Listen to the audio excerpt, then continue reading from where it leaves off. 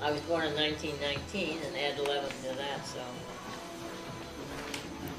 that's 30.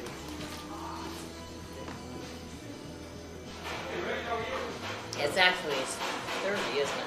19 and 11. Leave the age of 11. Rick just came in. That what? Leave at the age of 11. Yeah.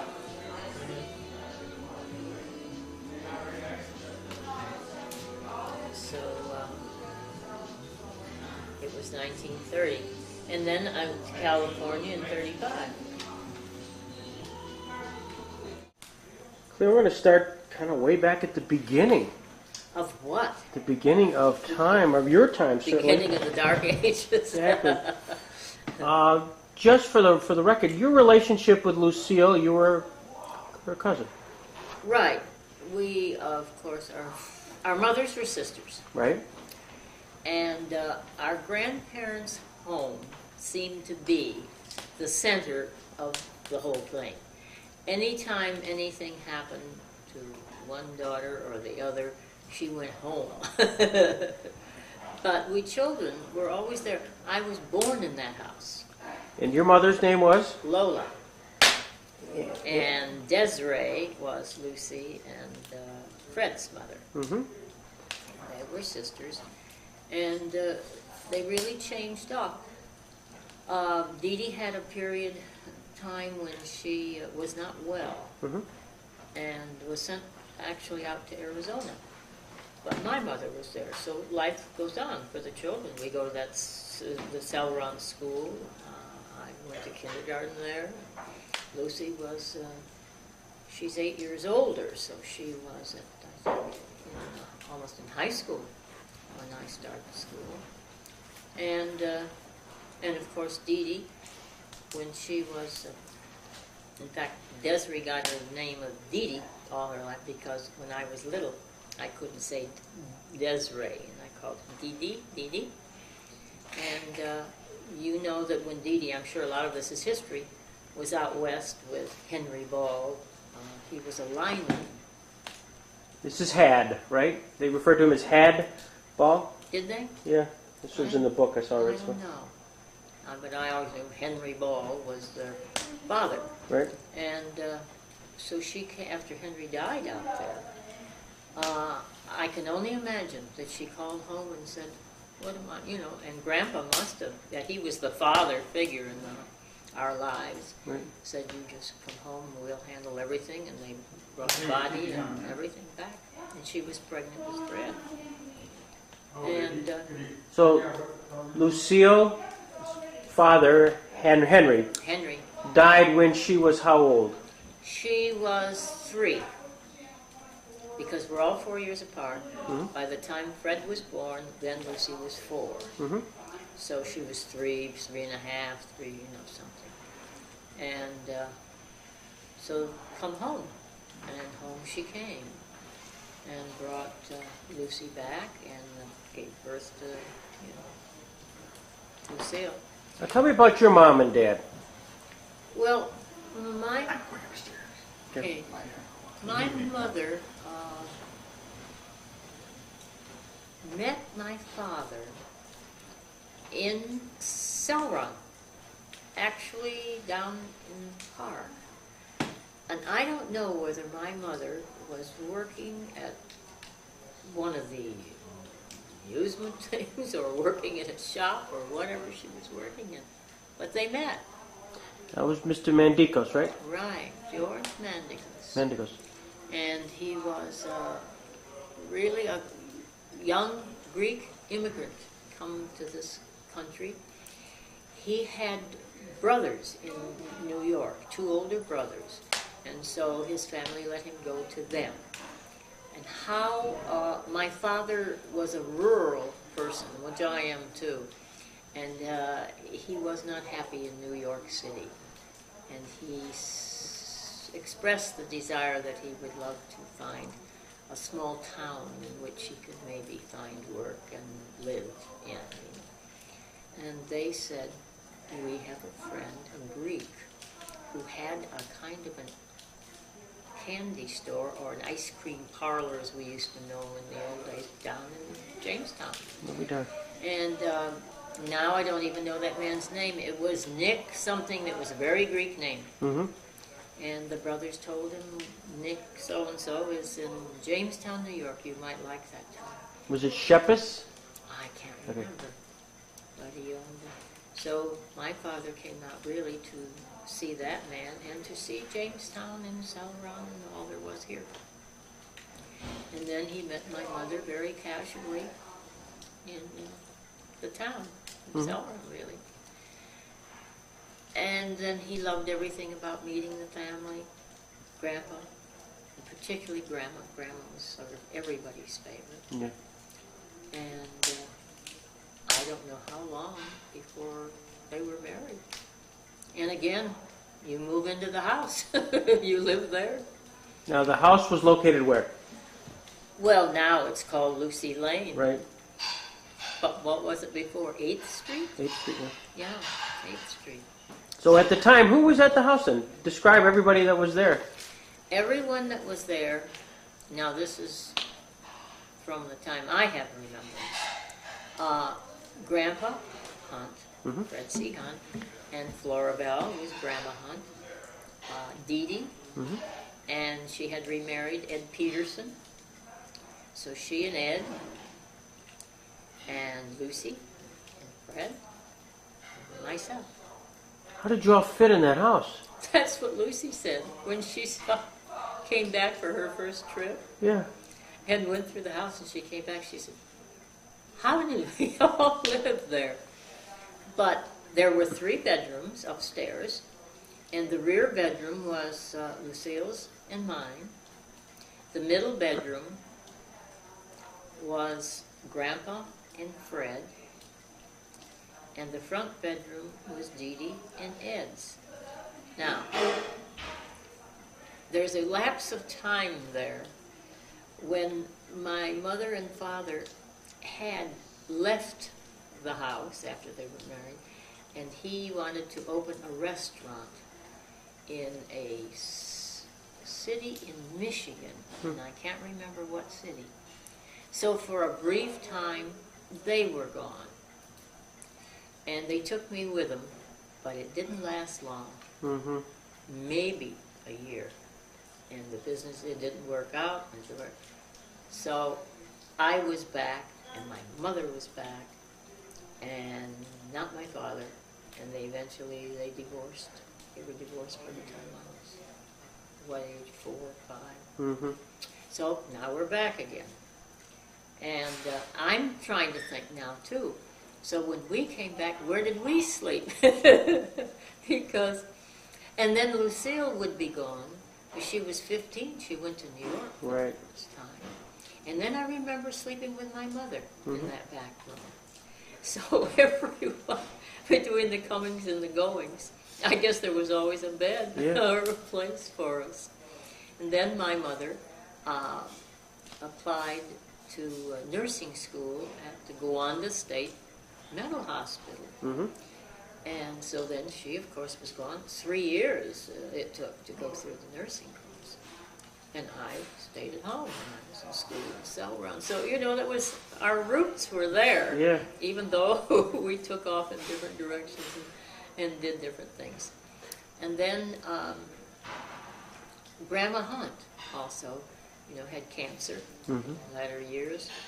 And again, I was very young. I was about 4 when Grandma had cancer. And I remember her being down in what we call the parlor.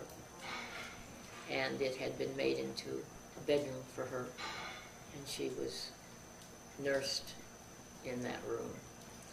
And then she died. Was that traumatic? For me? Yeah. Oh, sure. Because she was just a sweet and wonderful woman. I was very concerned. I'd never seen anybody ill and bedridden. And I was always told, shh, quiet, because Grandma was resting. A lot of times I'd peek in and Grandma could see me. She'd say, and then she'd hold my hand and we'd talk. And so, yes, it was very traumatic. Then when she passed away, my first face, as I say, was serious illness and death. Right. And then I'm trying to What did Fred do? Your grandfather. What did he do for a living? Oh, Fred C. Hunt. Yes, I'm sorry. Because Fred Gall was named, after him. Right, right. In fact, you know probably that Fred was born July 17th on Grandpa's birthday. Oh, no. I did not know that. It was Grandpa's 50th birthday. And he had lost a son, 18 years old, Uncle Harold, who's up in the Hunt cemetery. Oh, wow. He had lost his son and had these two daughters. Harold was the oldest. And Harold, I don't know what he contracted, but something like in those days, influenza or something. And he was 18 years old and he died. And Fred Ball was born on Grandpa's 50th birthday, and that was... Wow. And then he called him Daddy, because his daddy was dead too. Sure, yeah. And so that became his dad, his father. And Fred C. Hunt had been... There's an old brick building that's all boarded up out by the railroad tracks, and that was a furniture factory. Mm-hmm. And before the lathe, before any of the machinery and things came in, he was a hand wood carver. Almost every piece of furniture we had was something that Grandpa had carved. And a little playhouse, a little dollhouse. Lucy, he started with Lucy, and then he carved every little piece of furniture in that dollhouse. And then came the machine age, and this, talented man was now, you take a piece of wood and you turn out a leg, table legs, and it was really, he died a little to be working on a, you saw Charlie Chaplin, Modern Times? Right. That's kind of what it was all about then. His craft, his art, were for naught. And so that's what he was. He was a hand wood carver and worked in the furniture factory. Now, during that period of time, your Aunt Dee Dee had married Ed Peterson. Right. And as I read, they met, I think, while they were working together at Weber Knapp Company, which was a company here in Jamestown. Describe a little bit about Ed Peterson. What are your recollections of his? Ed Peterson really made no effect on any of us. In other words, he wasn't he didn't enter into fathering. He didn't try to be a father to Lucy or me or any of us. We didn't bother him. I mean, I don't ever remember him speaking, don't do that, or being harsh about anything, or correcting us. Nothing. He walked through like there was no connection. Mm-hmm. It was a very strange thing. He was just really a nice man that came and went, but there was no connection. Did he supply monies to the family at all? Like when he worked, was that part of the economics? Oh, sure. Yeah. Dee Dee worked. She worked at the Marcus Company in town, which I don't know how long ago. I mean, since that's been gone, I'm sure. It was a very high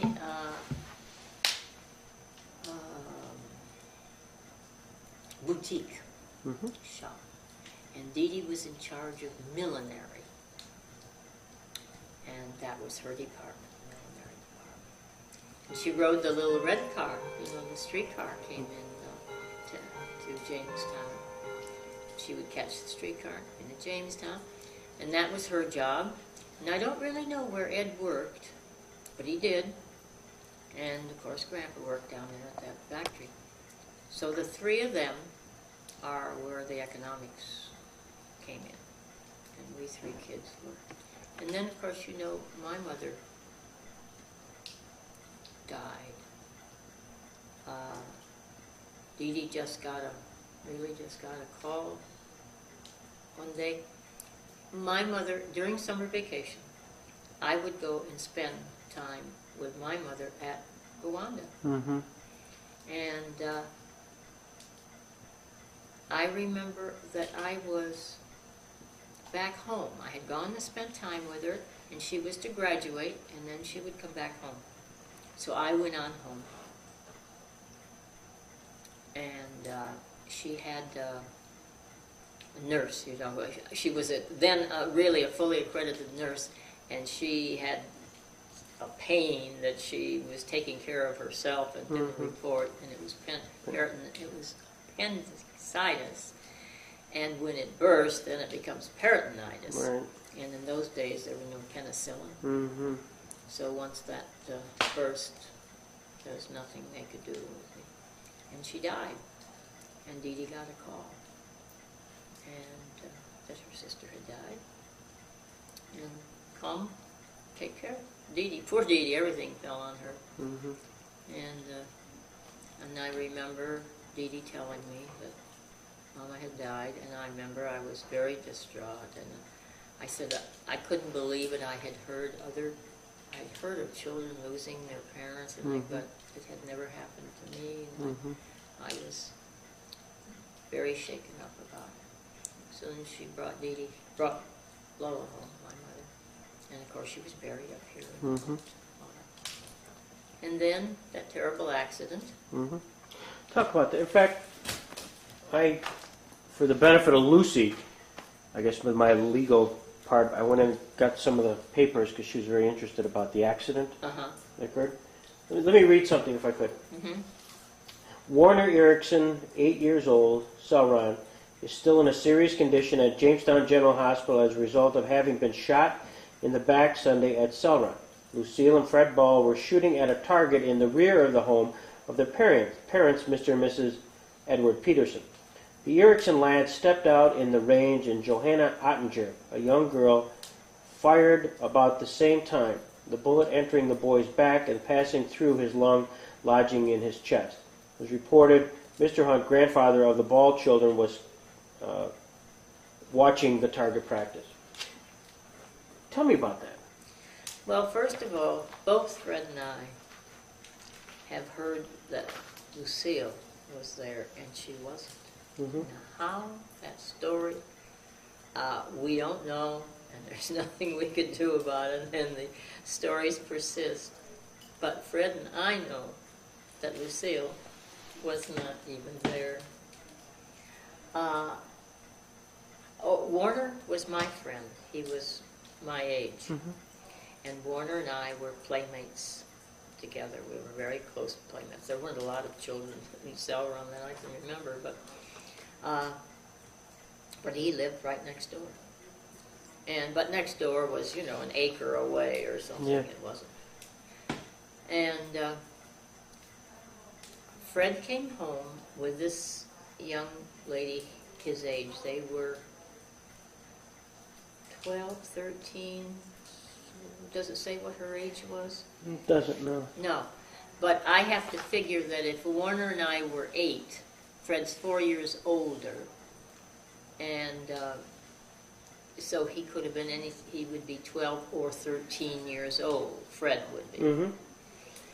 And Grandpa had originally, I also heard another story that Grandpa had bought him the rifle for but Grandpa used to use the rifle to shoot skunks. Oh, sorry. And they used to raid the hen house. We had a pretty good-sized hen house. And they would raid the hen house, suck the eggs and kill chickies and everything. So he had used it for that. But there were no houses or anything that I could see in the back of our property. And they had set up a target. And he and Grandpa used to target shoot with this .22 rifle. And so he came home with this young lady from school. And he said, Grandpa, can we target shoot? And Grandpa said, oh, I don't think so, Fred. He said, well, Grandpa, you'll be with us, and, you'll load the gun, and you just hand it to us. And, of course, Grandpa would do anything for Fred anyhow. So he prevailed upon him. Grandpa said, all right, but I'll handle the gun, and I'll do the thing. Okay.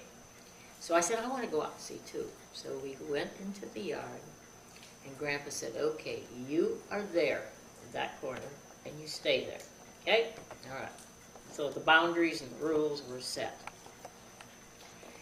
And that's what they did. He loaded the gun, and they each had a turn. Fred had a turn, the girl had a turn, and it was, and I don't remember how many rounds they shot. In the meantime, Warner comes to the gate, which enters over here at this side of the yard. And he said, Grandpa said, "What do you want, Warner?" And he said, "I want to know, I got to go to the store, and I want to know if Cleo can go with me." So he said, "All right, come on in." And he directed him over to me. He said, "Now you two stay right there." Okay. So Warner said, "Can you go to the store with me?" I said, "I don't want to go now. I'll go with you and everything, but I want to watch them, shoot." So he said, but I said, "I'll go with you when they're through." Okay. So the two of us stand there and we watch them target shoot. In the meantime, Warner's mother, who was very strict, she looks out her window and she can see us in the yard. And she yells, "Warner!" And he says, "I gotta go." And the girl has the gun and she's sighting the target.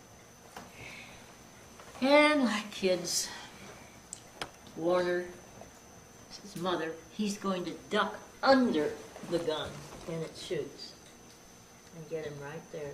And he just fell, sprawled on the ground, and he yelled, "I'm shot, I'm shot, I'm shot."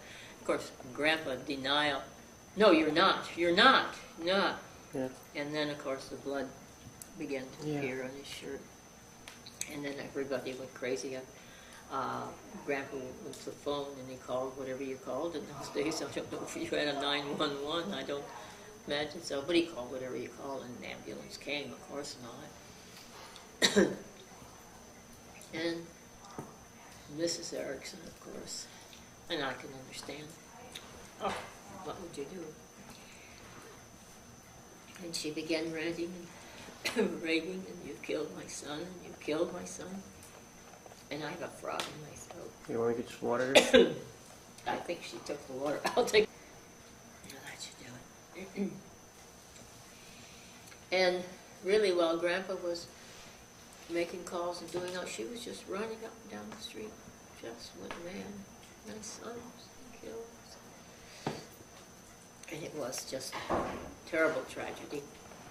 But that's how it happened. And Fred and I were the only ones there that, we saw it the same. And we don't know how Lucy ever got into that one. Let me read. This is from a contemporary article. Yes? Oh, contemporary. And it said, Lucille Ball, granddaughter of the defendant, stated her grandfather asked Cleo and Warner to go outside the fence around the Hunt home. She stated the target was about 3 feet high. She said she saw the boy get off the ground where he was lying and start in front of Joanne Ottinger. She said, "I reached for him. I don't think anyone saw it but myself." She said the boy lay on the ground and was picked up and taken to the Erickson house. On cross-examination, she also made a grab for the boy and missed, and the gun went off and he was hit. Goes on to say, Cleo, is it Mandikos? Mm-hmm. Mandikos, a young miss of about 8 years who resided with Mr. Hunt, was called into the stand and told to tell what happened. She was unable to speak for tears and slowly sobbed that the two children, she and the Erickson boy, were laying on the grass. She stated she was standing, but he was lying there. She said he jumped in front of the gun. She stated she told him not to go. On cross-examination, the little girl was more composed and stated the Erickson boy had come to get her to go to the store with him. He told her he was going to the store but didn't ask her to go along with him. She stated the two children had frequently played together. Now, those happened to be... That was the versions, yes. Fred and I both had seen a newspaper clipping where Lucy was in Wheaton. We just looked at each other and said, there was no way she was there. But what a traumatic experience. Oh, I mean, was, well, just unbelievable. I mean, it's like things that, well, I suppose all accidents are just things that are unbelievable. Nobody, that's why they're called accidents. But, and then when Warner was, after he was released from the hospital, and of course in a wheelchair for life, Mrs. Erickson would wheel him up and down in front of our house, and up and down in front of our house. And yet I couldn't, she wouldn't let me talk to Warner, she wouldn't let me play with Warner, she wouldn't let me come near Warner. She just paraded him up and down. And Warner and I would just sort of look at each other, and we couldn't be together. I mean, the accident was terrible, but the child needed me to be with him again and to play with him.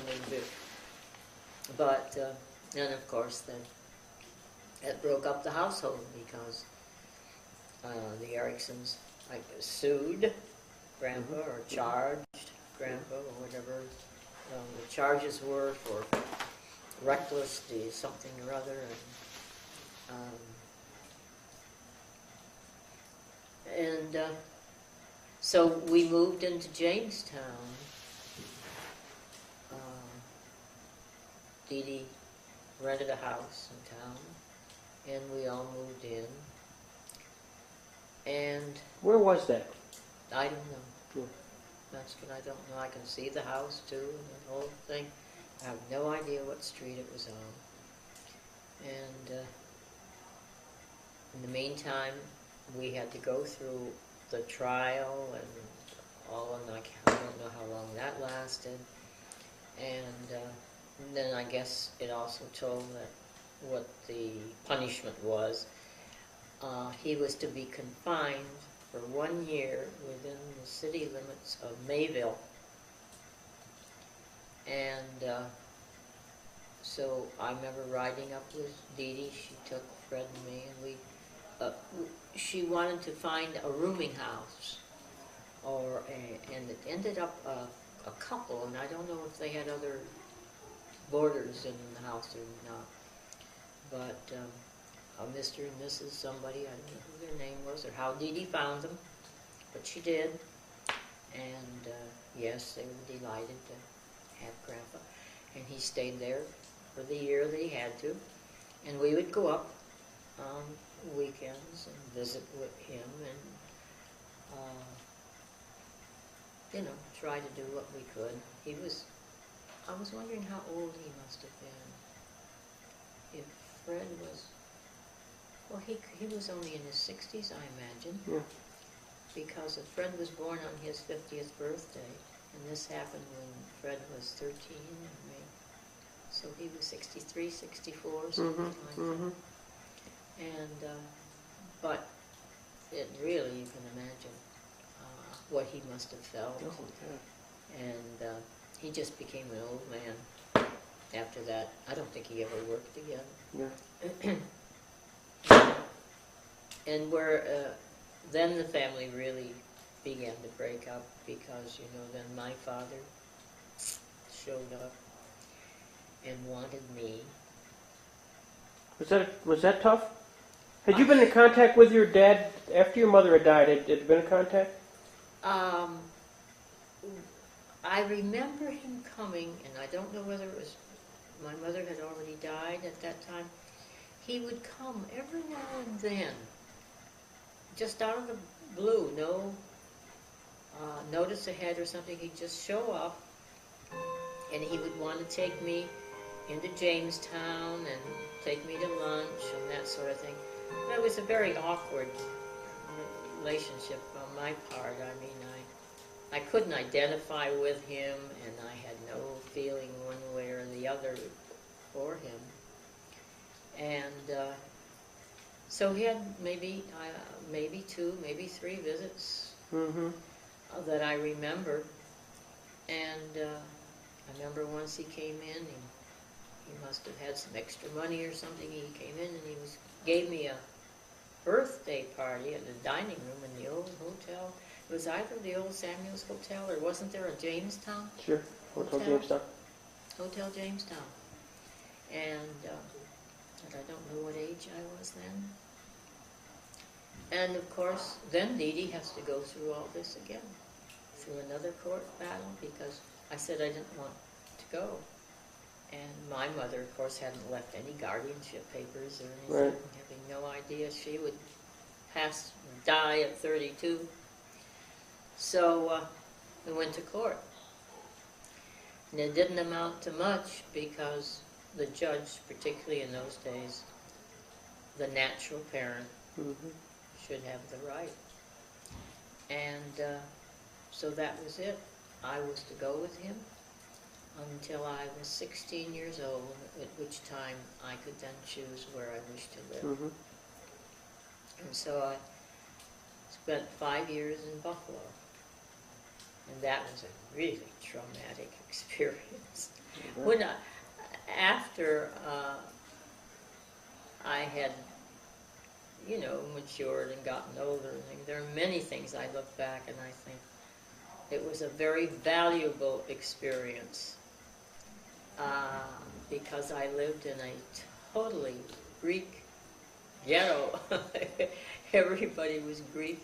The women were often just, the men had worked in the States for years and things, and they go back to Greece and they marry a nice Greek girl, and they bring them back to the States, and they don't know, the women don't know English, and the women don't go out to work, so they don't learn the language, and they live in an area where there are other Greeks, where you go to the market and he's a Greek, and you go to the grocery store and he's a Greek, and so they don't have to learn, to speak English. Well, I had to learn to speak Greek, and I was in the 8th grade when I went there. I was put in the 8th grade.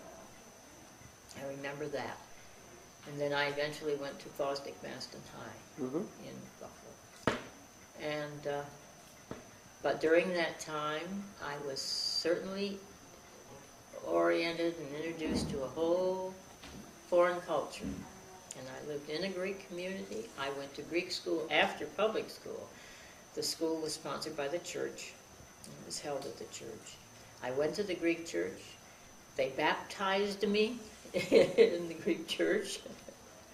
And I had godparents appointed. Well, it was, wow, just a whole nother life. And when I was, and there were bitter feelings, so that he wouldn't let me have any contact with my family. They couldn't call me or write to me or anything. And then that lesson, it was very bitter the first couple, 3 years. And then after it, I was able at least to have contact. And one day, I picked up the Buffalo News, and going through it, I saw a picture of maybe 6, maybe 8 young ladies sitting on a trunk with their legs crossed, and they were on their way to Hollywood. And I looked, and Lucile was one of them. Oh my God. And then I couldn't believe it, and I looked down the names. Sure enough, Lucille Ball. And these were the Goldwyn girls. They were Samuel S. Goldwyn. And they were to go to Hollywood to make Roman Scandals starring Eddie Cantor. And I couldn't believe it. Oh!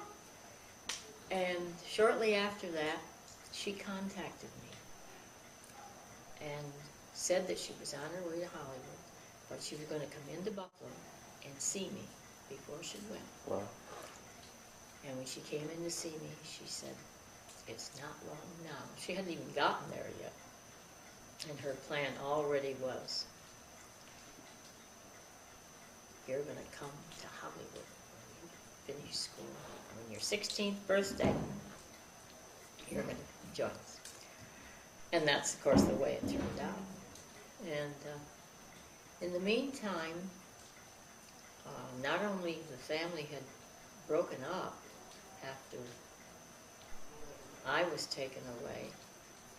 But, you know, Lucille was in New York, and she worked there.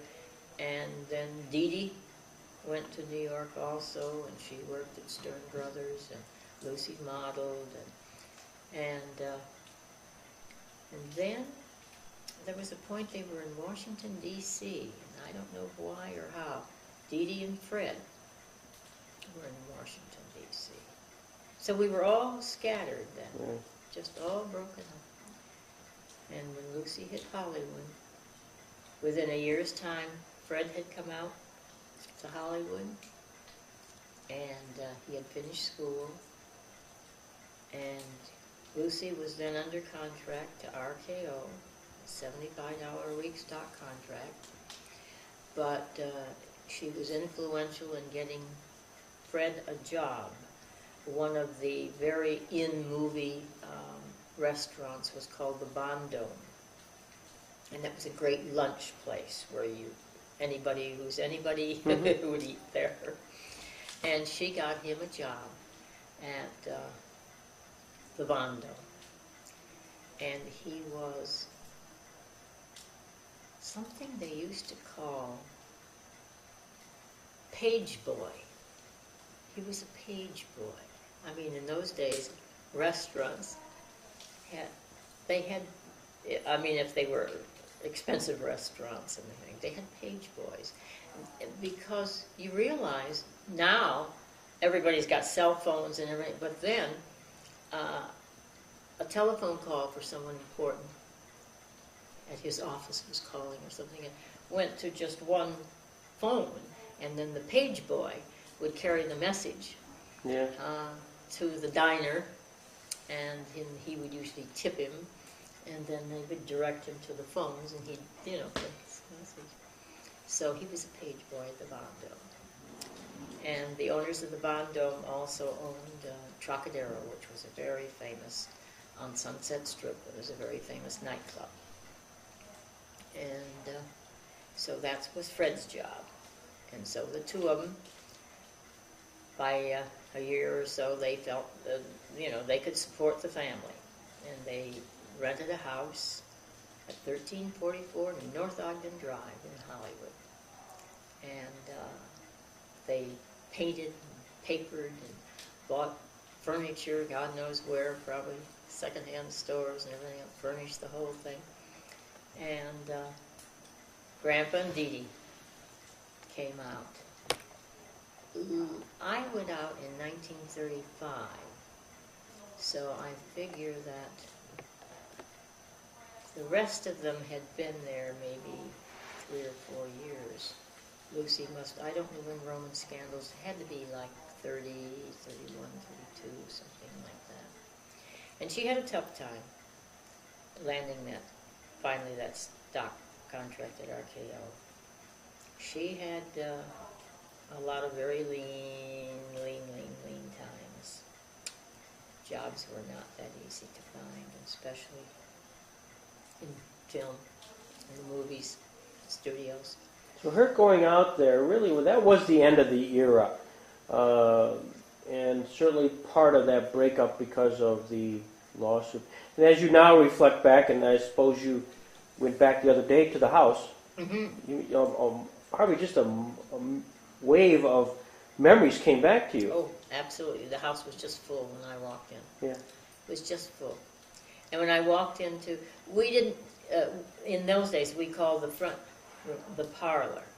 And this was after Grandma was done. And there was the piano, because both Dee Dee and my mother played the piano. And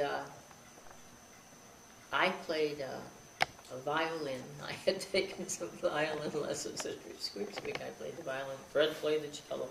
And Lucy played the saxophone. What was there?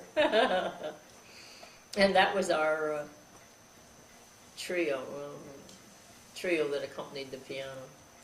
And that was our musicals. We used to have some, particularly weekends or something like that.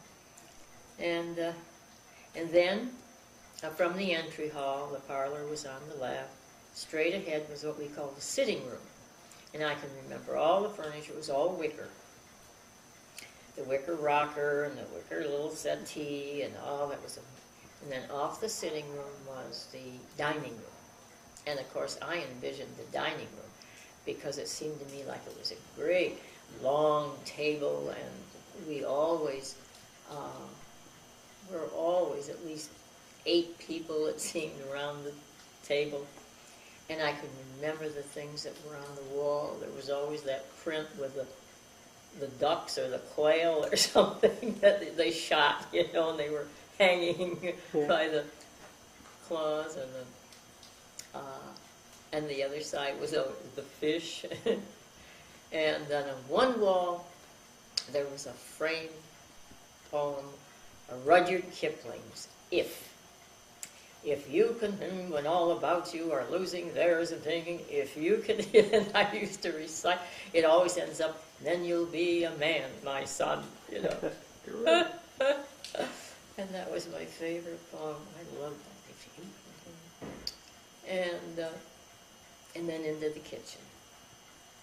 And that was the extent of the house. There was a little porch in back, of course, for the ice box and things like that. And then there's a cellar downstairs, because that whole acre that's now just lawn, it was Grandpa's garden. Mm-hmm. And he grew everything, all vegetables, berries, different fruits, rhubarb, just everything from that garden. And Dee Dee, of course, canned it for the winter months, because there certainly was no refrigeration. And it was a very idyllic time. It was happy memories, except for the two, just, you know, the accident and being taken away. But Oh, yeah. up until that time, What was your relationship in Celoron with Lucille? She's 4 years older. 8. 8 years older than me. Oh, that's right, Yeah. 8. Yeah. Yeah, Fred's 4 years older, and she was Correct. 8 years older. So I was the little sister that saw this teenager come and go, and she had boyfriends on motorcycles. Vroom, vroom, vroom, vroom. I remember the motorcycle coming, and they'd give me a ride. Of course, I always say, "I want a ride. I want a ride." Okay, hop on.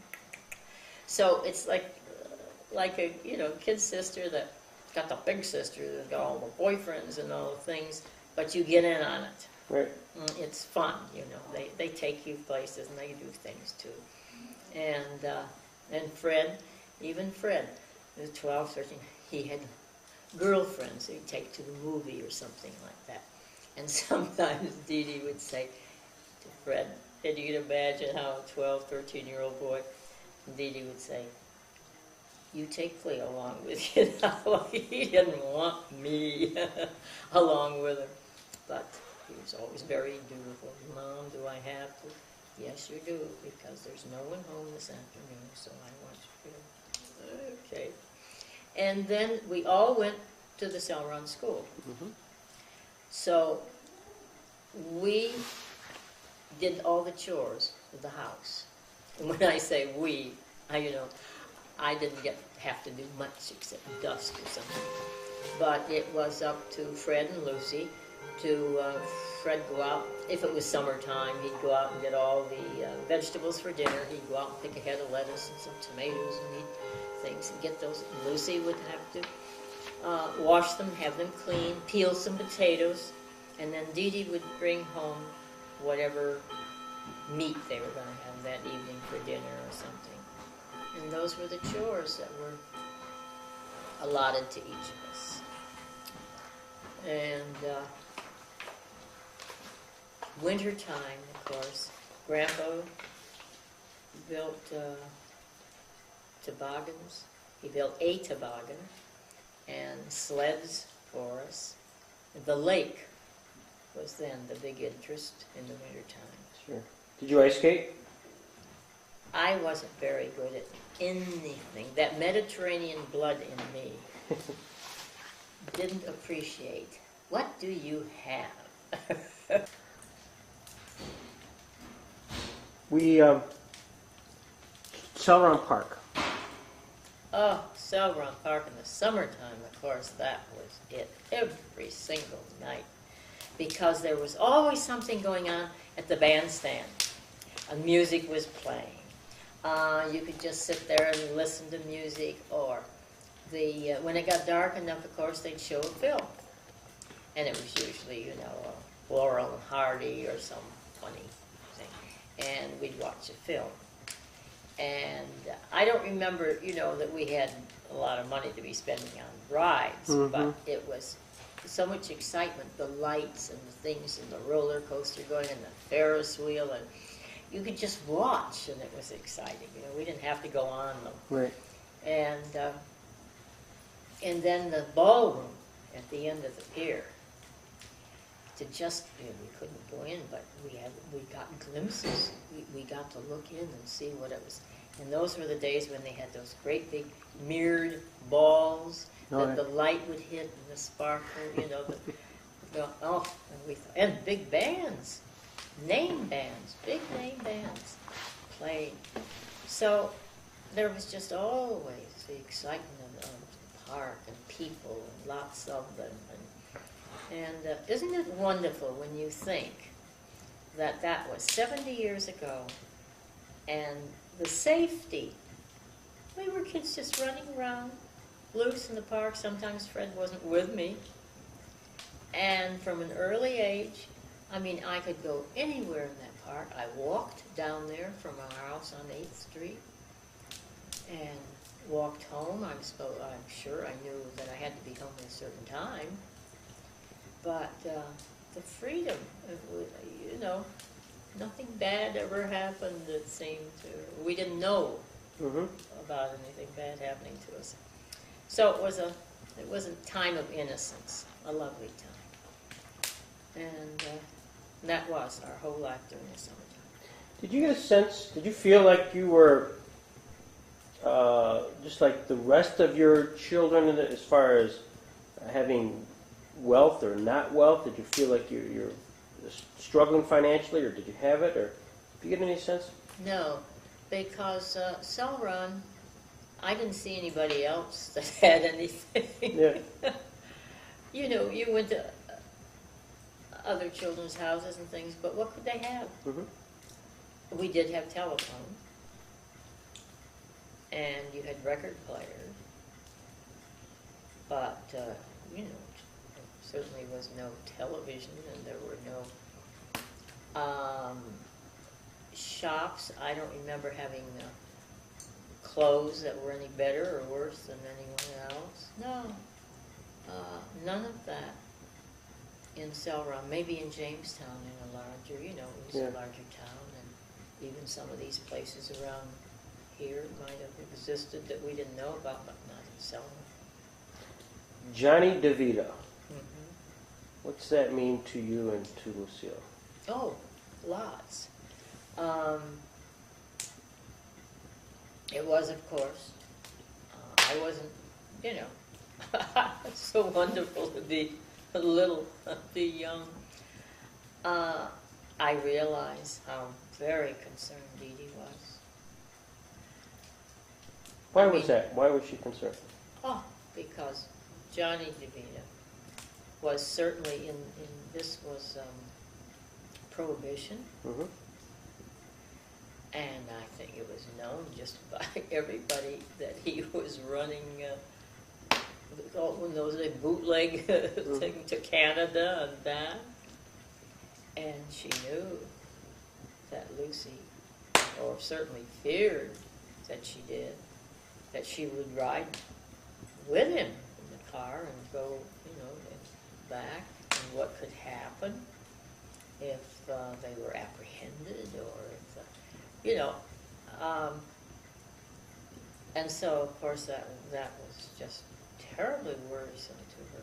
But by the same token, Johnny took me to his house And his mother was just one of those, the father was a typically Italian thing, you're welcome in the house. And he had a kid sister, Florence. Irene, I understand, is still, maybe Florence is, I don't know. But Florence was my age. And he had told me, I'll have a sister, and I did. Florence and I hit it off. And I used to love to go to the DeVita home and play with Florence and things on weekends when school was out. And so, I was sort of like living in a woohoo, didn't realize what was going on around me. Right. It was with me. I liked Johnny, and he took me to the nice sister, and I played, and good, warm family. And, but of course, Lucy, this was, the first passion and the first love of her life.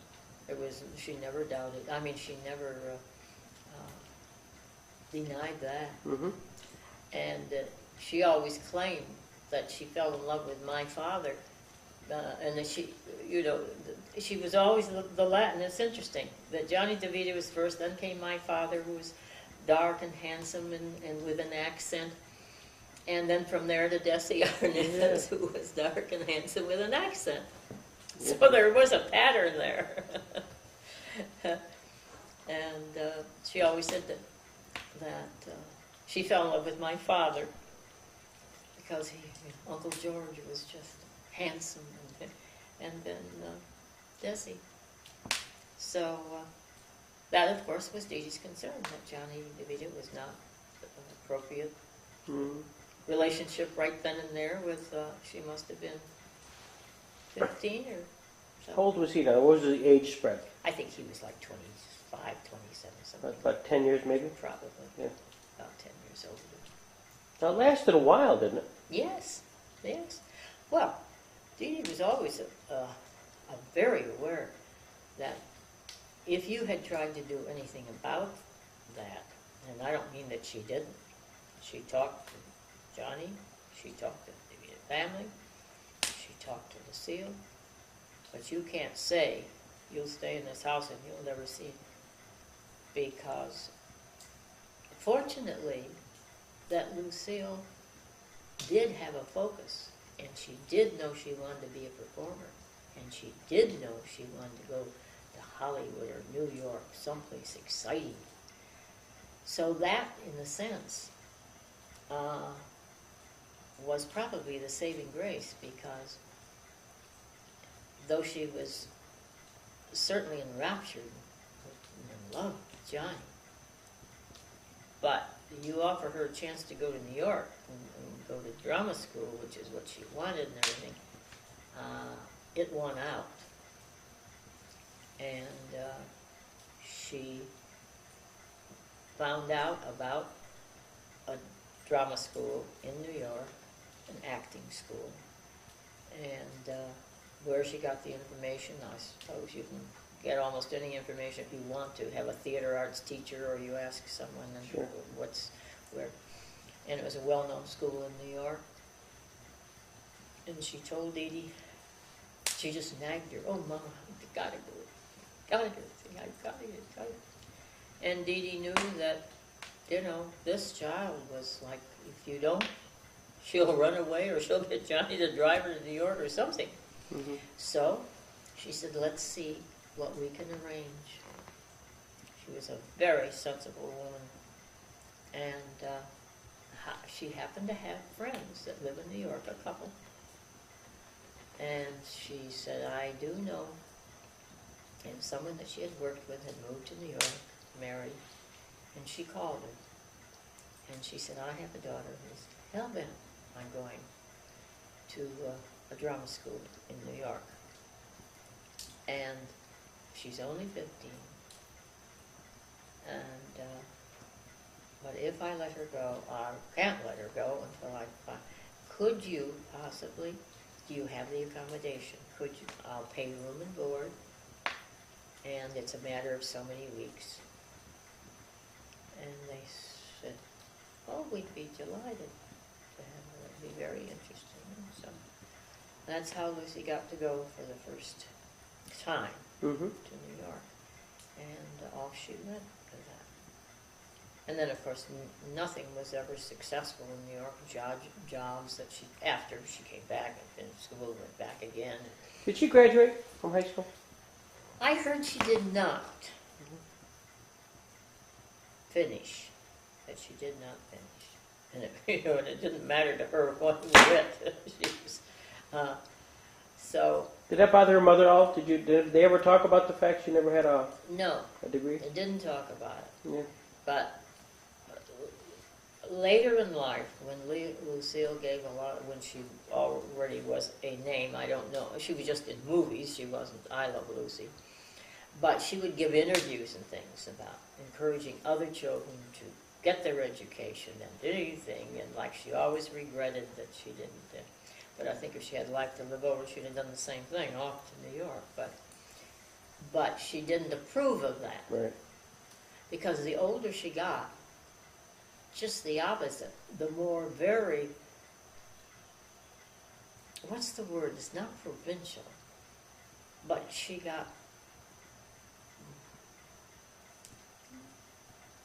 what's the opposite of being,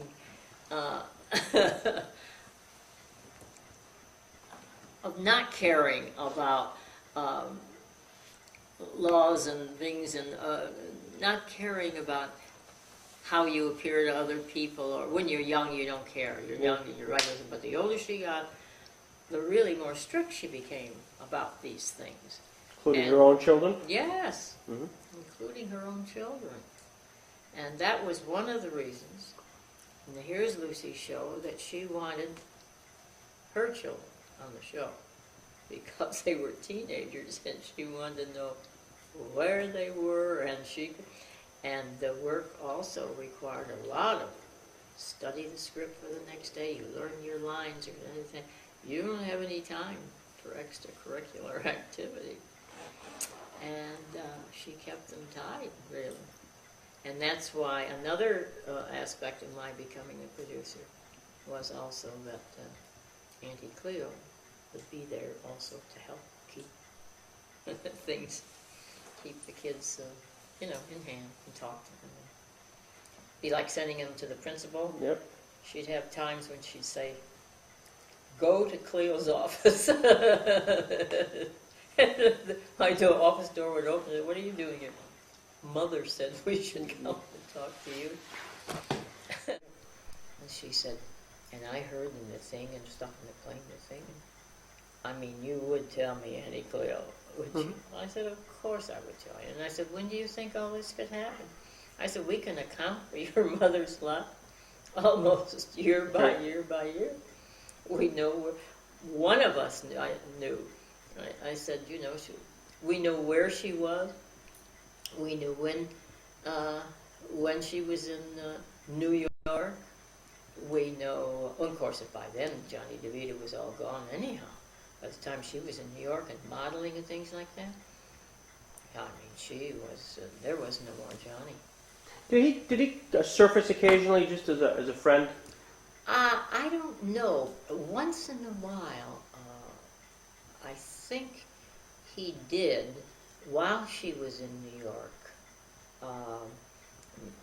He would get in touch with her and things like that. But by this time, he wasn't riding high. I mean, he needed money at times, and I know that I almost think it was Irene DeVita who called and wanted to know if they could borrow some money, things like that. Yeah. And but that's all. Once Lucy hit New York and everything, she was really leading a very sophisticated life. When you're 15 and in this hometown, and Johnny just was glamorous. Well, he was flash. Yeah. Yeah. But when you go to New York and you're modeling in a top house and you're getting to be very sophisticated with the clientele that you handle and all that, then the guy back home, doesn't look all that exciting anymore. When you were out in California, did Dee Dee keep in touch at all with Ed Peterson? Ed Peterson died. And I don't know the time span, because there was a time when we said to Dee Dee, and particularly Lucille, said, you know, you really ought to get a divorce. I mean, she left Jamestown without, you know, they were just separated. Nobody. Right. Said, you know, you really ought to get a divorce. Dee Dee was only in her early 40s or something. I said, you know, you might want to make another life or something, and you ought to be free. And Dee Dee said, maybe, you know, okay. But before she ever did anything about it, Ed Peterson died. And so that was sort of the end of that. You know. Do you have any recollection of Ed's mother, Sophia? Sure. Mm-hmm. Grandma Peterson. Yeah. I mean, Lucy and I, you know, have two different versions of Grandma Peterson. It was true, Grandma Peterson. Lucille drove her crazy. Mm-hmm. She just did not like that girl. She was just too old country to understand this. Because, you know, Lucille was just, I mean, such hormones or whatever, but she always, something had to be going on, some craved an imagination. I mean, she talked about, she used to give actually publicity interviews. Publicists were always something that they could write about. And she would tell about her unhappy childhood. And she would go on about this step-grandmother that, you know, you envisioned the witch in the woods or something. The way Lucy was. And one day, we were all grown adults now, and one day, I was out paying a visit to Dee Dee, who lived out in the valley. And it was on a Sunday, and I drove out and to visit with Dee Dee and stayed and have some lunch or something. And something came up. It was either maybe a recent magazine article or something. And Dee Dee said, she keeps giving these stories out about her unhappy childhood. Mm-hmm. And she said, what was so unhappy about her childhood? And I said, I don't know, Dee Dee. I said, she's just... And she said, well, the next time she brings that up, I'm going to ask her, what was so unhappy about your childhood? Well, it was as though you had written the script. Car drives up, and it's Lucy. She's come over, now she's married, and she lives out not too far from Dee Dee, and with Desi and their ranch out in Chatsworth. And she comes in, and she says, oh, hi, honey, I didn't know you were here, too. Yeah, everything well. Came on and said, how's everybody doing? Just fine. You sit down. And I don't know where the conversation went. Why she would say to, she said, well, you know, I mean, that's the way it was. Unhappy childhood. It was like you had written this dialogue. And so I looked over at Dee Dee, like, go ahead. This is your opportunity. And Dee Dee said, and what was so unhappy about your childhood? And she said, all that time that I spent with Grandma Peterson. And Dee Dee said, and how long do you think you spent with Grandma Peterson? And Lucy said, I don't know, a year or two. Dee Dee said, you spent 3 weeks with Grandma Peterson. And she went on to tell her where she had gone. Dee Dee had had some problems. They thought maybe consumption, and they called it in those days. And that she really should go to a warm climate. And at that time, Arizona was very much the place to go. So she had asked Grandma Peterson if she would take care of Lucy. And so she did. And, but Dee Dee went there and said, oh, Lucy said, oh, Mom. Dee Dee said, I left on the dee and I came back on the dee and you were there 3 weeks. But in her creative little mind, it was an eternity. Yeah.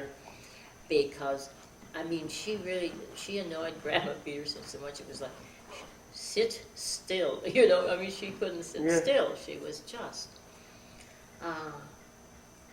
motion. And so she told tales about Grandma Peterson even to, and I suppose Grandma Peterson she really didn't like her, and she couldn't stand this child and drove her crazy. And so she probably was very strict with her, probably did tell her, go to your room or do what, this sort of thing. But when I stayed with Grandma Peterson adored me. And she always used to hide little Hershey almond bars. And she'd hide them in little drawers and things for me to go find. And, I was the pet. So that's the cruel and unhappy childhood that she had with Grandma Peterson. What happened to Grandma Peterson? She stayed here? In Jamestown, yes. Yeah. And I understand she died, right, in that house. And I think Ed went back to live with her. I think that's what Dee Dee said, because when she came out, when she was in California, and I said, and what happened to Uncle Ed? And she said he was home living with his mother. And eventually they both died. So your grandfather, Fred, is now moves out to California.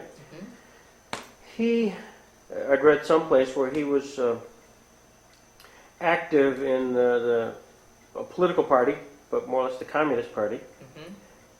Did he register there? I think that's what got him in. Well, I don't know whether it ever got him in trouble. Got everybody else in trouble.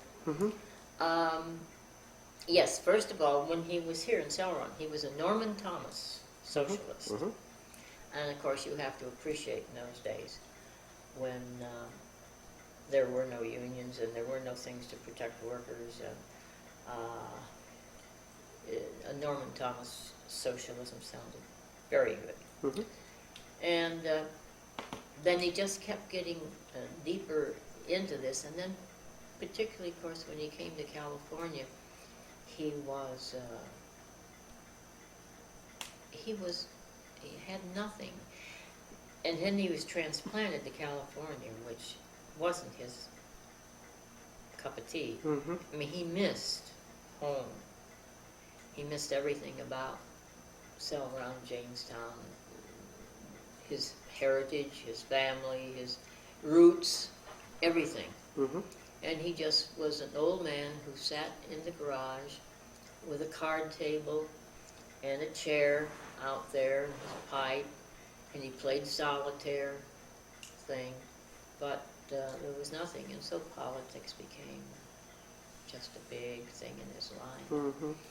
And evidently, at some point, he registered and voted, but it was not against the law in the state of California. I don't know federally or whether it was a state-by-state thing, but a candidate for the Socialist Party, the Communist Party, they all were on the ballot. And Grandpa was very into it and subscribed to the workers' union, or the workers' something. Daily Worker was the communist newspaper, the Daily Worker. And so come whatever the next election was, I don't know if it's for governor or president, we all lived in the house on 1344 North Sargent Drive, and he was out recruiting voters. And of course he caught Fred and Lucille. They were voting age. I wasn't. And so he said, Now, this is something that should be very important in your life. Because down the thing. Okay, Grandpa. And they registered. Nobody bothered to vote. Sure. But placated Grandpa. Well. Well. Come the war and come the... Was McCarthyism... Do you know what year McCarthyism I want to say it was 1950. That was the 50s? Yeah, it was after the war. It was after the war. Yeah. Okay. So, the McCarthyism hit. And, of course, McCarthy, to get headlines, Hollywood was just made for him. Oh, yeah. And so he started with all the writers, and he started with the thing. And then, of course, who knows how they dig up and can find out who you registered or what party you registered with, but you know, of course they can. And so, and now Lucy is doing I Love Lucy, the Desi. I mean, Lucy and Desi were doing I Love Lucy. And they are just in the throes of their success and this adulation from the country and the viewers and everything else. And the headlines comes out that McCarthy accuses Lucy of I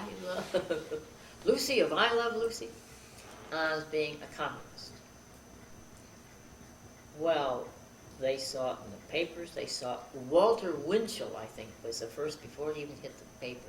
I think Walter Winchell called them at home and said that he had just gotten this, and Walter Winchell is coming out. Walter Winchell said McCarthy was coming out, naming himself. And of course, the next day it did. It hit the paper.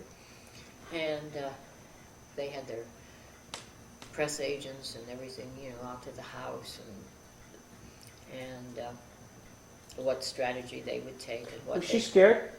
Sure. Of course she was.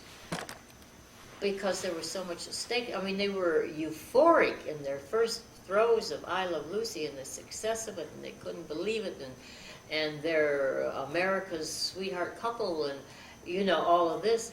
And suddenly this hits, and of course Desi, who had been through this in Cuba when the government was overthrown, and his father was mayor of the town he was in, and they were a privileged class, and they all, and the father took the son, and they fled the country because their lives were in danger.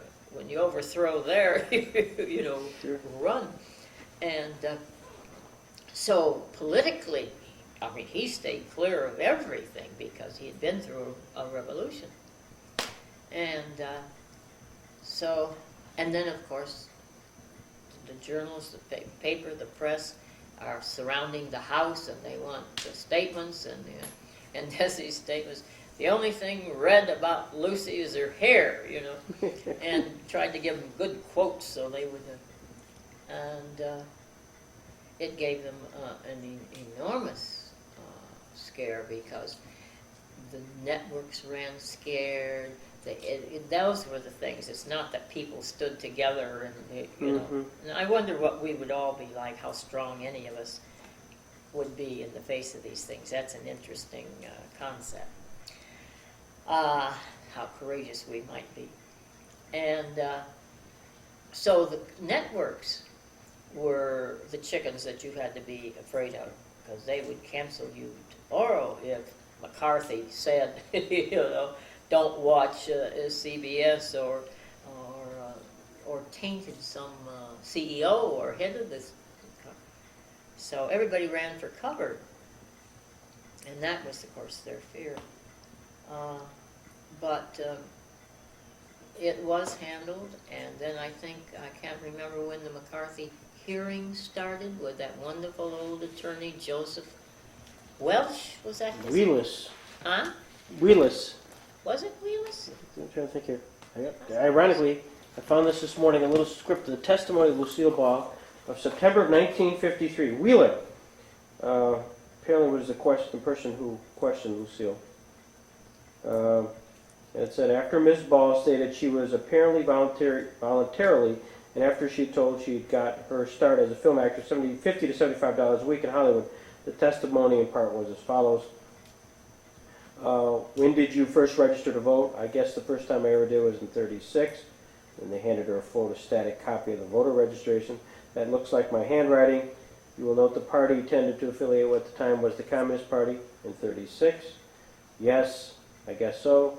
You did register to vote as a communist or intending to vote as a communist ticket, yes. And that began the discussion that she talks about Grandfather Fred, just as you talked about. Mm-hmm. But this was in 1953. She went before the... But then after that, when McCarthy, the McCarthy hearings, when he had to...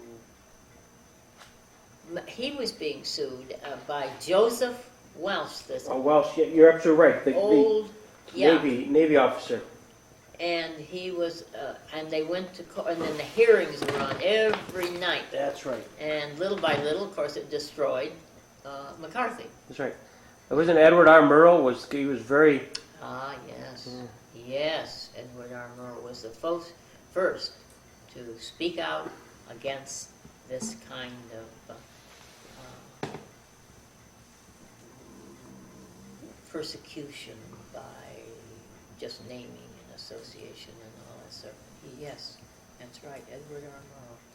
And then the trials were just, oh, that was really democracy in action. That was seeing justice and seeing, this whole, because McCarthy was a big, he wasn't even serious. I would go along with somebody who believed in what he was doing. And he didn't even believe what he was doing. He was just doing because he was a seeker of. Yeah. He wanted, he wanted high place and high position, and he was a senator, and he wanted to be in the forefront. He wanted to be. So, but Welch certainly destroyed him right in front of the television audience.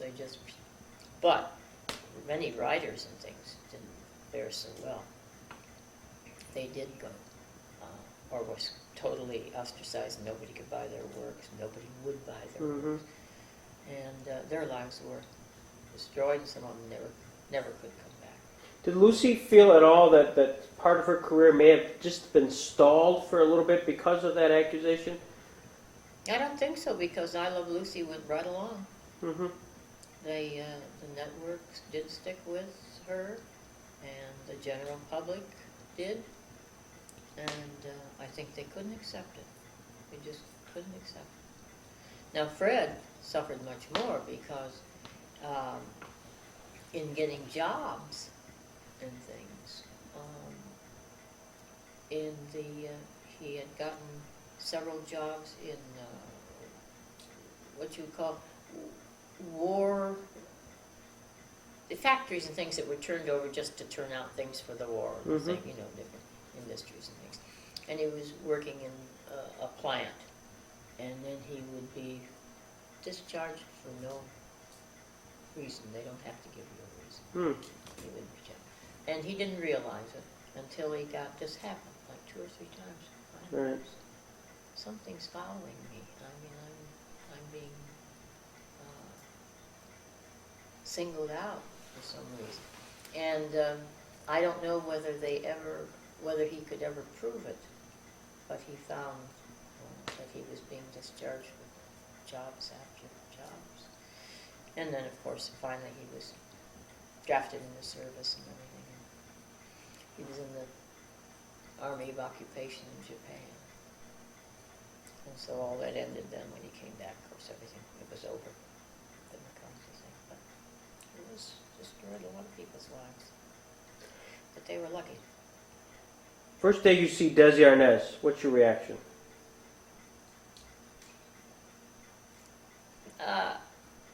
He was warm and wonderful, and Lucy brought him to 1344 North Ogden Drive, our little house there.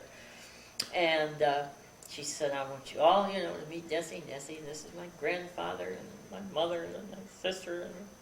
brother, and he was just very outgoing and funny, and oh, I'm so glad to know you, and oh, I'd love to see you, and oh, it's this beautiful California. You know, he's all personality and all the thing, and he was warm and wonderful, and we embraced him from the beginning, and but she set her cap, and he may not have known it, but that was it, because he was this young. He was probably, I'm trying to think what the age difference was, whether it was 7 years or 5. Mm-hmm. And so he was only 25 or something. And he was being sought after by... Come on, you can join us here, Cecil, if you like. She's good. She's very good. Of course she is. Lana Turner, I think he got Desi when he was in town in Hollywood making Too Many Girls at RKO Studio. And he was the young fellow about town, and all the gals were, very taken with him and pursuing him. And he was out in the Trocadero one night with Lana Turner, and one night I was trying to think of all the blonde, particularly sex pots that were in vogue at that time. So Lucy had a lot of competition. And of course, that it was because she was under contract to RKO, and Too Many Girls had been a musical in New York, and RKO bought the rights to do a film, and she was cast in that film, Mm-hmm. and that's how they met. And but when the picture was over, and the dates and the dating and those was over, he went back to Broadway and another musical.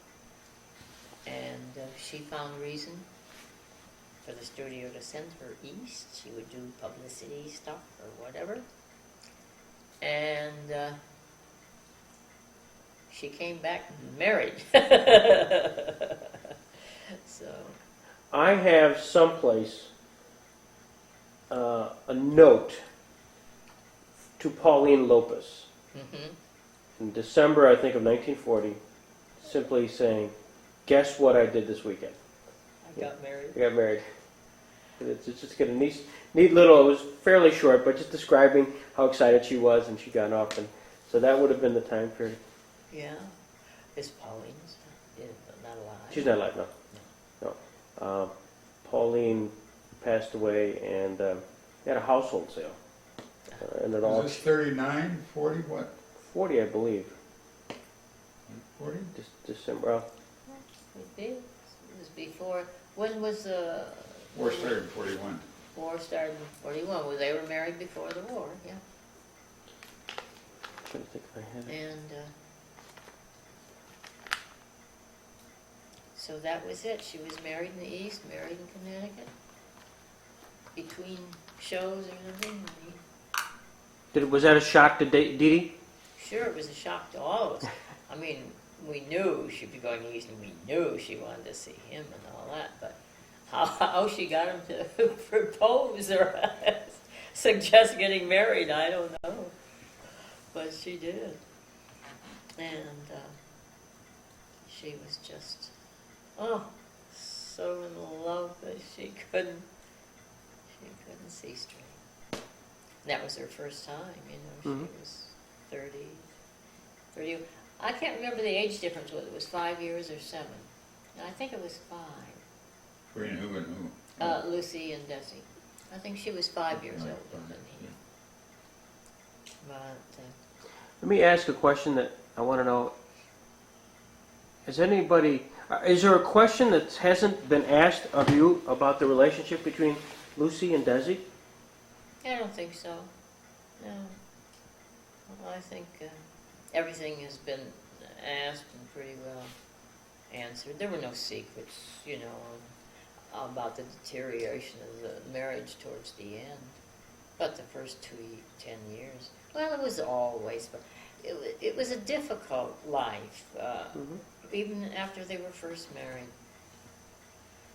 Things didn't work out for him. He was under contract with the studio. They weren't interested. And so he formed his band, and he went on the road. And And that's just not a healthy Mm-hmm. way.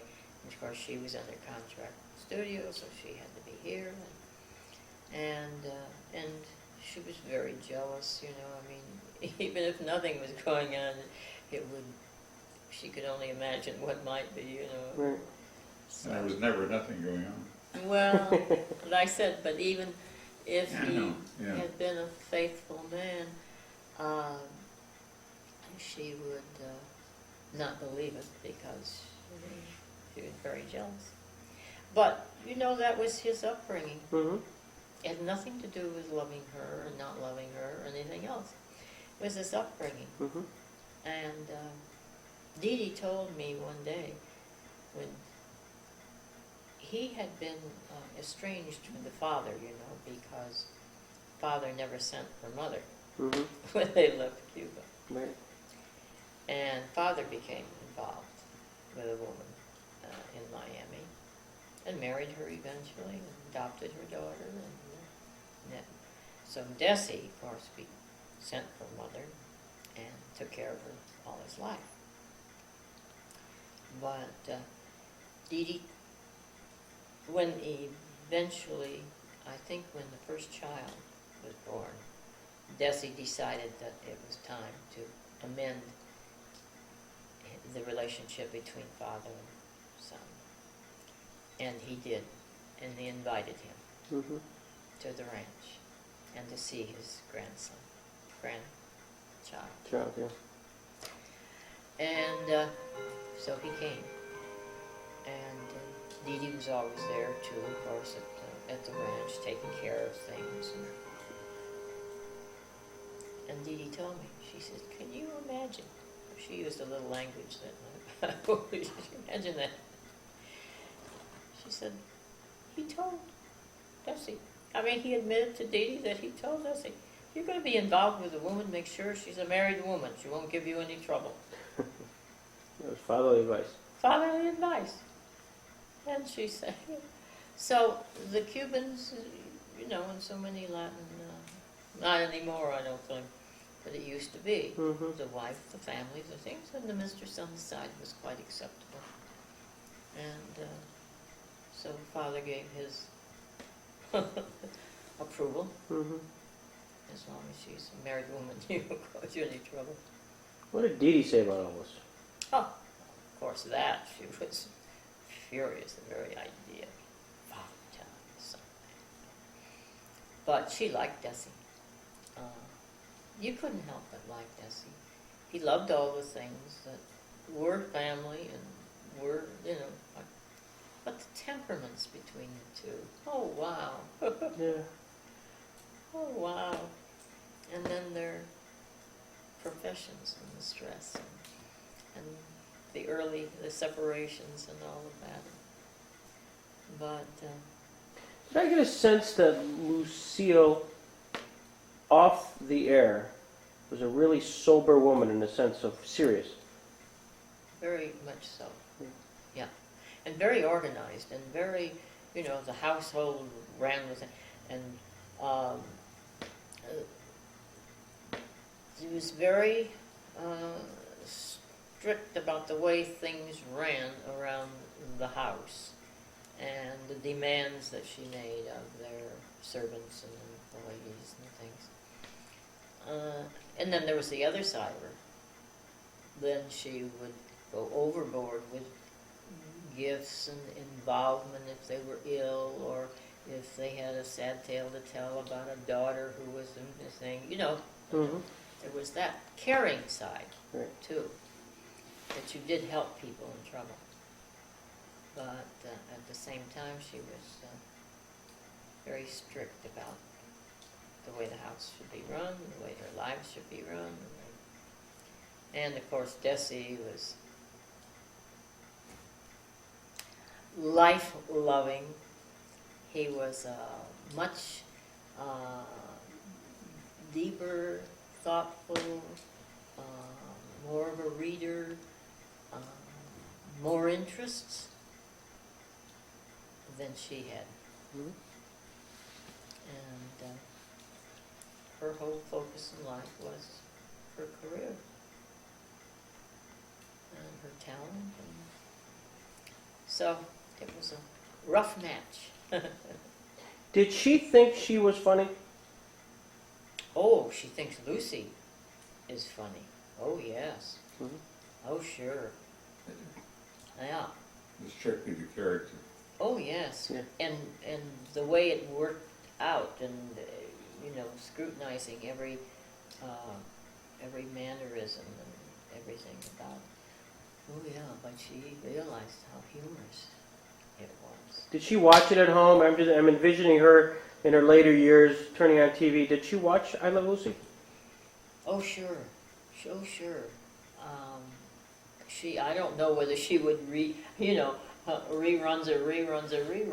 but she certainly did watch. She had all the shows on tape, didn't she? Yes, she had a collection, of course, of all the shows, and but she would scrutinize them, and technically everything she did was correct. Mm-hmm. She was a technician, and she knew every movement and how every muscle would react and how, it didn't come from just being Right. funny. Right. When she left I Love Lucy, well, let's go back. Let's talk about Cleo. You're in Hollywood, and living with Lucy. Give me your timeline. Give me what happened to you. As a kid, you mean? As a kid, well, we got through She said, Celeron. We're now in California. We're into Hollywood now. I've come. That's what I mean, as a East. young girl coming Yeah, down with. I was 16 and arrived in Hollywood, and the house was all. Right. The whole family now that I had left, they were all back. Now on Ogden, right? Yeah, and they're all back together. And after being away 5 years, and I told you about the cultural thing, Hmm? well, coming back was a culture shock too. Yeah. Now suddenly I mean, of course, California was a culture shock. I had never seen anything like it.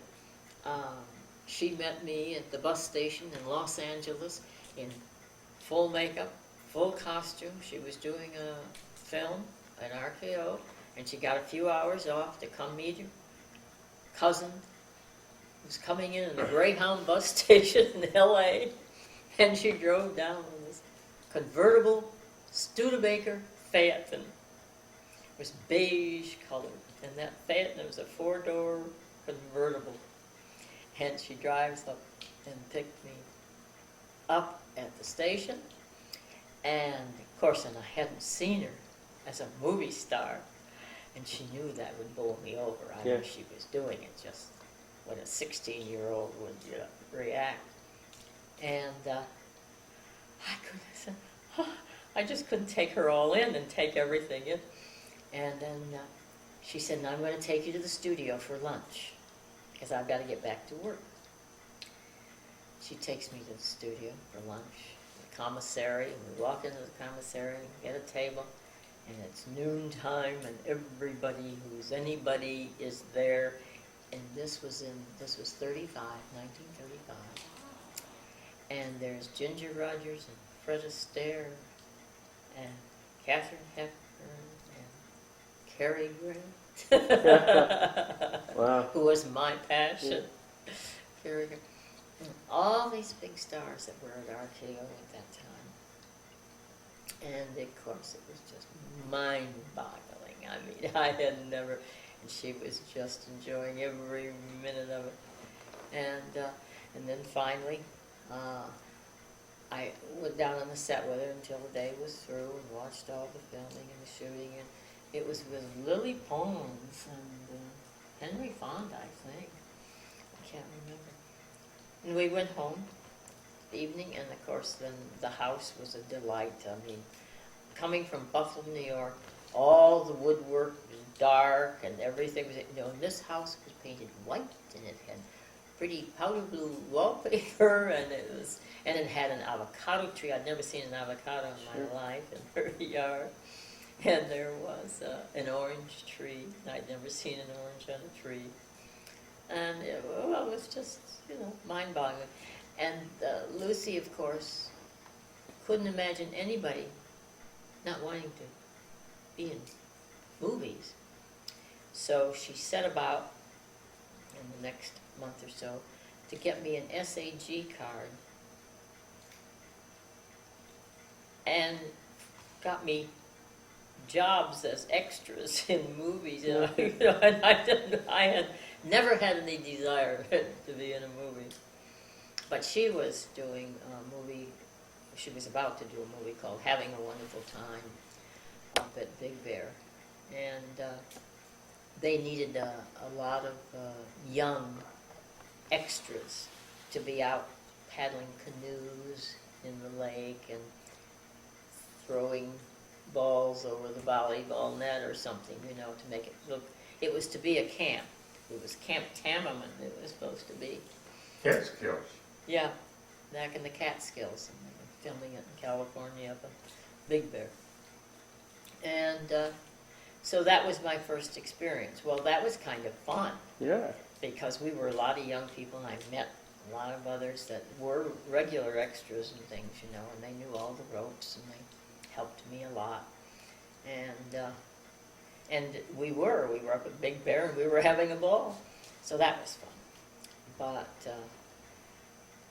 I didn't want ever, once in a while they will say to the extras something, I need somebody to come through the door, and they have a line. Who would like to do it or who wants to do it? Yeah, I never wanted to face the camera or say anything.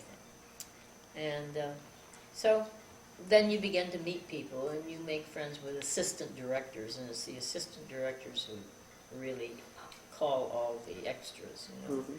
And I began working in movies for the next 2 or 3 years, but I was certainly had no ambition. And so then that's the way life in Hollywood went. I mean, Lucy was in and out of the house. She was under contract to RKO. She did lots of magazine shoots and things like that. She'd take me with her all the time, you know. So, but Then what happened to you? well, then I got married. Mm-hmm. I think I was 19. So I must have worked and, you know, in jobs and things for about 3 years. And Lucy was doing a radio show. And she was appearing, doing lots of radio. Her agent all of a sudden, I don't know why, but he got her a lot of radio jobs. And on one of the shows that she went, I met someone that was already our about. And I got married when I was 19. Moved out of the house. And of course had she gotten, now the time frame, I'm trying to think whether she was married yet. She was MGM by then. When did she get married? What year did I want to think 40 is what comes to mind. 1940? 1940? Mm-hmm.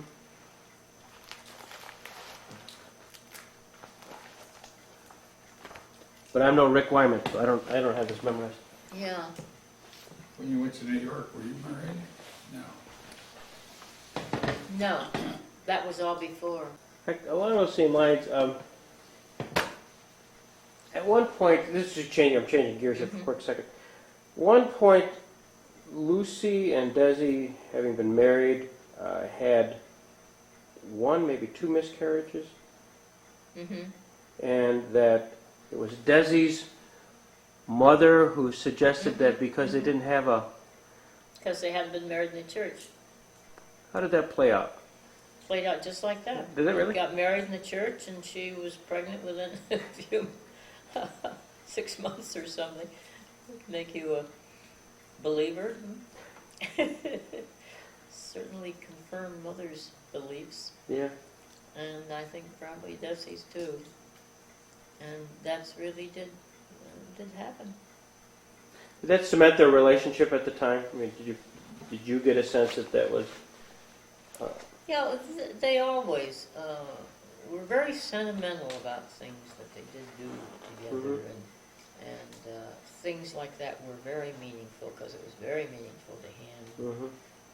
You know, you can't get away from it. He wasn't really a constant church goer or anything like that, but it's there. And when he went in that church and took those vows, and of course she had been taking whatever lessons or you take to become Catholic, and she didn't actually convert to become a Catholic, but you promise.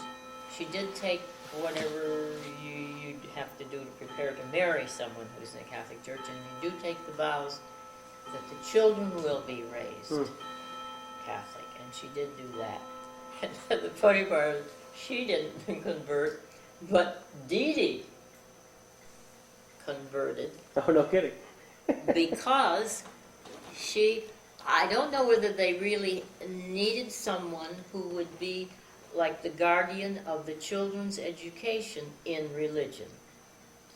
And in order to do that, you had to be a confirmed Catholic to be in the position to guide the children through their religious education. So Dee Dee said, okay, for my grandchildren, I'll do it. And you're up to 1950 now. You're about 10 years later. Because they married, in the church about 10 years after, sure, after that. But then Dee Dee took the vows and did confirm and would be then appointed in charge of their religious education. I took you on a sidetrack there. That's all right. You got so age 19, 20. You're married. Are you out of the business right now? Mm-hmm. Have any children? No, No children. no. Their marriage only lasted about a year, didn't it? A couple of years, I think. I was 21. Yeah, about 2 years. 19 to 21. And but you're still in California? Oh, yeah. I never left California. Okay. She was in New York though when war broke out. Yes, I was. I was in New York City, Yeah.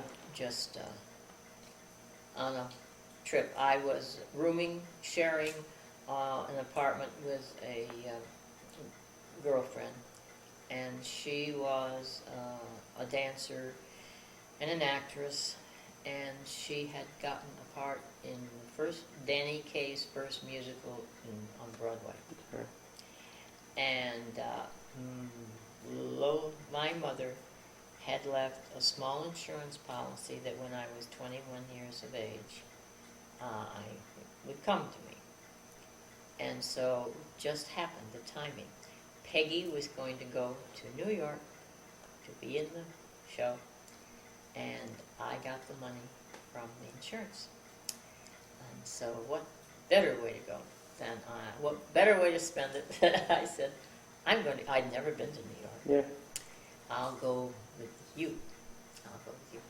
And it was very exciting because she was involved in a big musical that was going to open with this wonderful newcomer, Danny Kaye.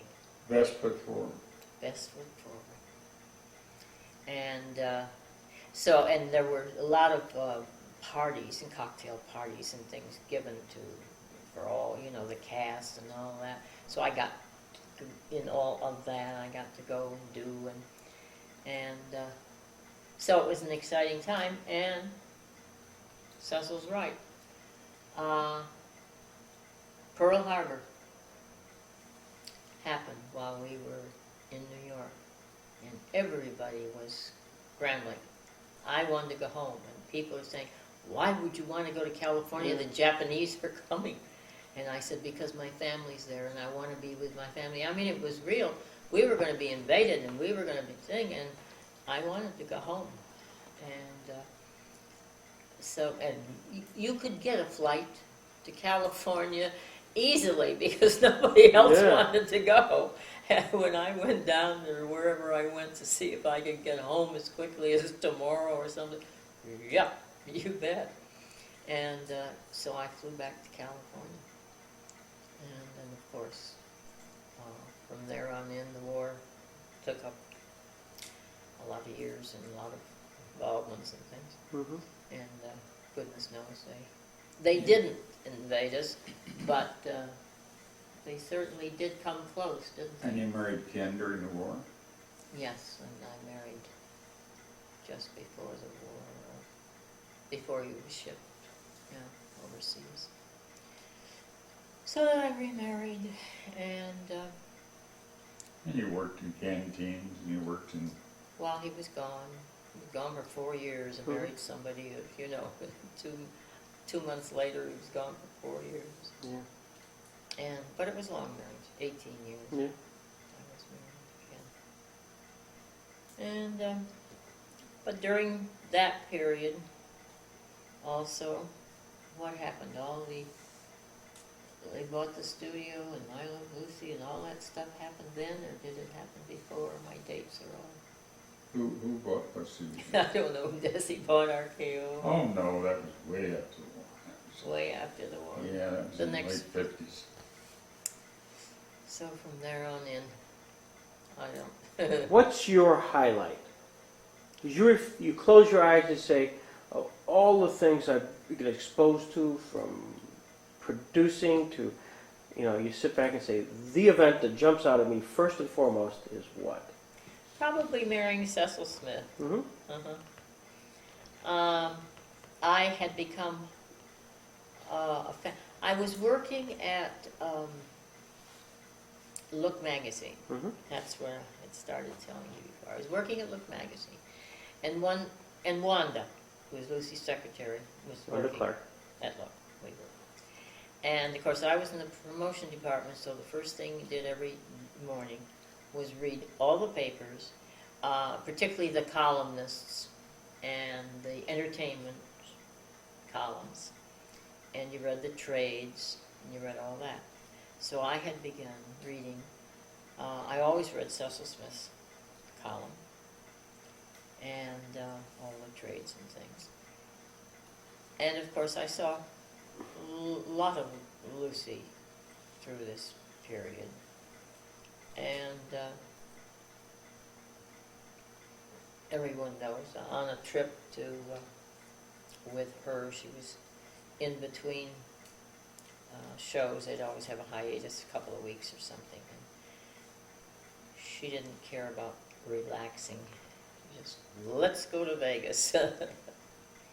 And so I would always accompany her and go. I was not a gambler, and I had no interest in it, but I would go with her, and it was on one of those trips that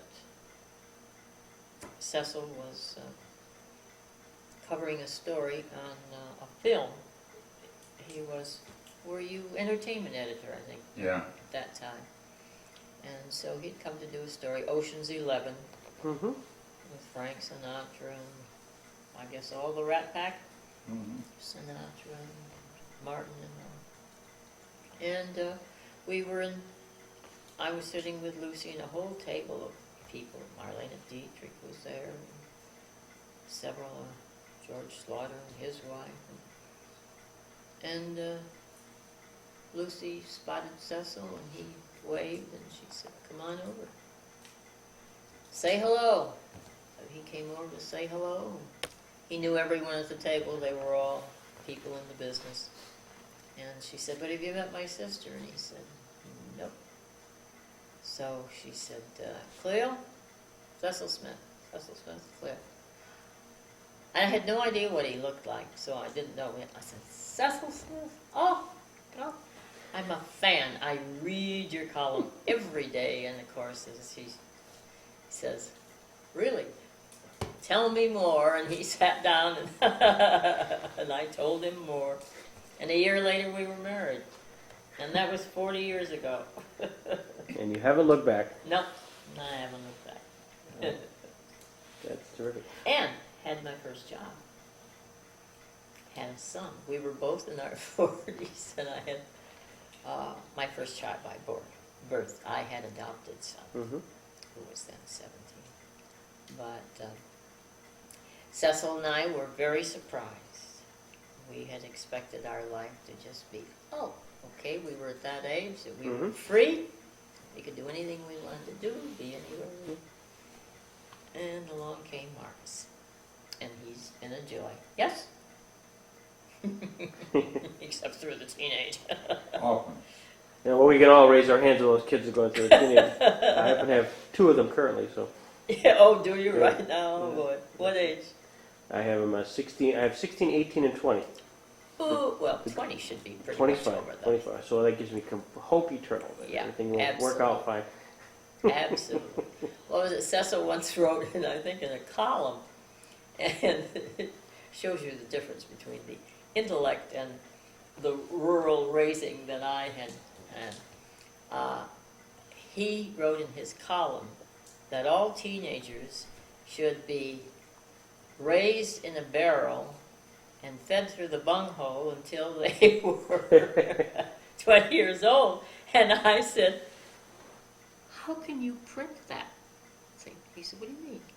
I said, fed through the bunghole.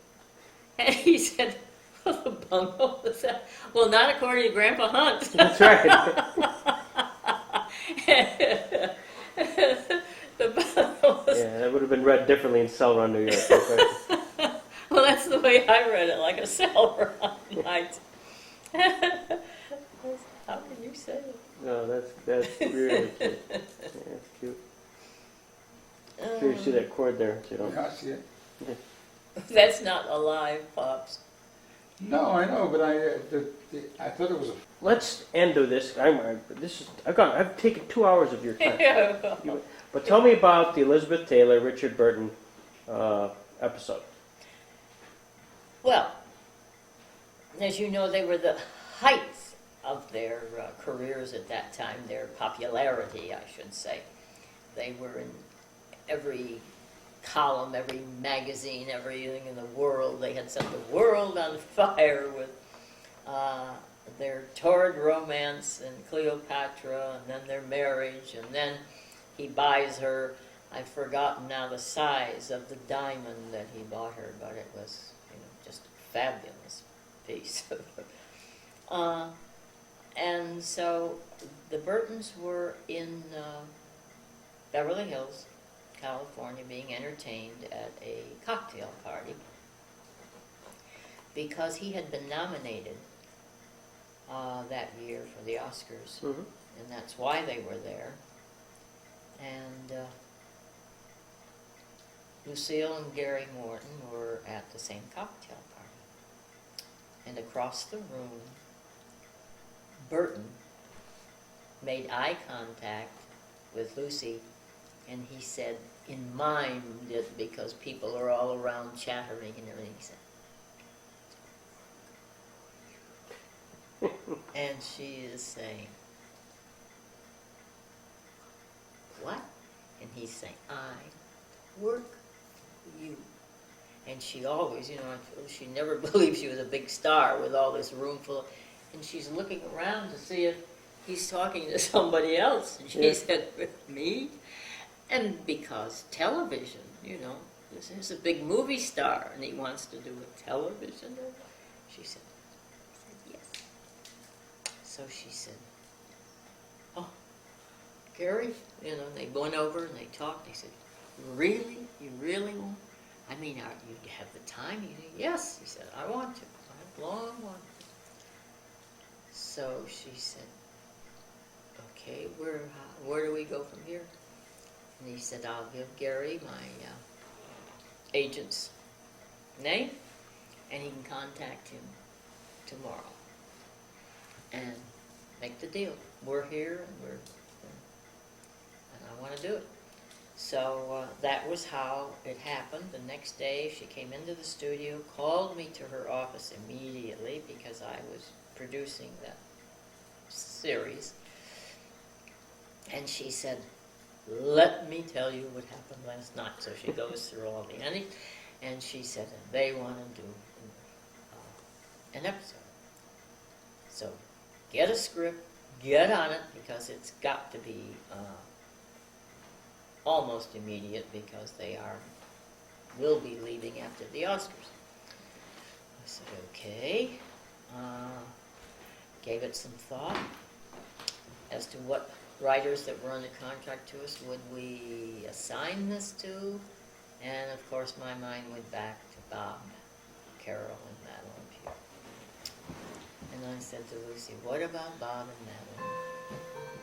And she said, she hadn't seen him in several years. She said, I don't know.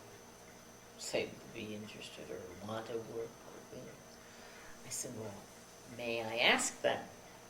Of course, she said, sure. I'm sure. She was being very intimate. So I did.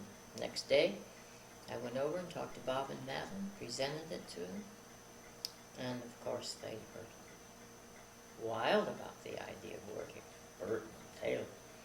And they did, and the script was wonderful. It was one of our I Love Lucy scripts, and it worked beautifully. Burton was wonderful to work with. Elizabeth is always, ailing, always sort of not well. So we really didn't see her until the final scene that she was in, and then she's ready, she's a professional, and she's prepared, and she comes out. But you didn't have any interplay or relationship with her, but he was wonderful. He was wonderful. And his famous remark to Cecil, of course, he was always chiding Cecil, who was to have a little bit in this one. And he said, well, oh boy, I've never had to sleep with a producer to get a job in my life.